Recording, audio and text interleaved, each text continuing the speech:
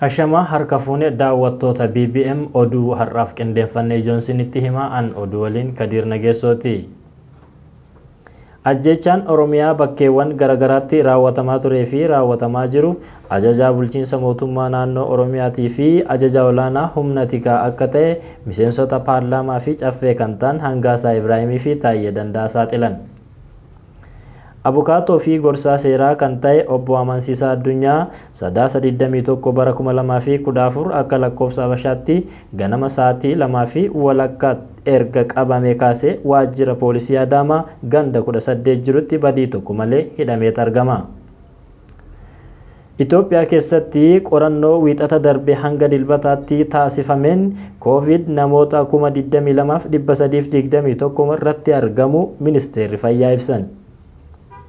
Manni murtii sadarkaa duraa federaalaa ramaddii addaa lammaffaan poolisiin gaazexeessituu Muwaazaa Muhammad Dhaddachatti akka dhiyeesse falmuu ajaje. Mootummaan biyya Faransaay dubbii imaamni masgiidaa dubbateen mufachuun masgiida guddicha kaaba biyyattiitti argamu cufuun wirtuu amantii Islaamaa biyyattii keessatti argamu 100 ol ta'an keessatti ammoo sakatta'iinsa geggeessaa jiraachuu ibse. Oduuleen ijoon BBM har'aaf qindeeffanne kana fakkaatu qophii keenya hafa waliin turtii gaarii.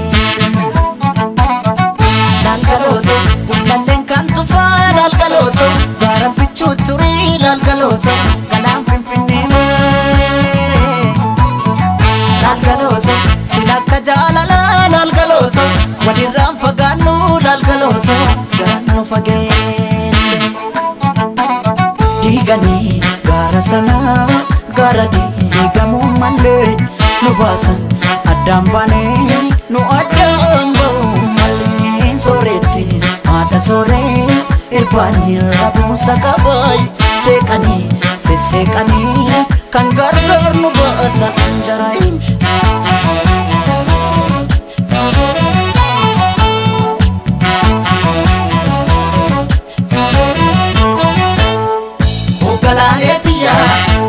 na bandida ya dida harkota kisa ogalaetiya korra baranda dabe murma ke jalattanensa ogalaetiya sulul talonin tiksu darabatti galchida ogalaetiya yoman ofesi akka ansirra fadon jirai malan jira malan jira yaga yani malan jira cacap senanya te jira anin jiru wadi anin jiru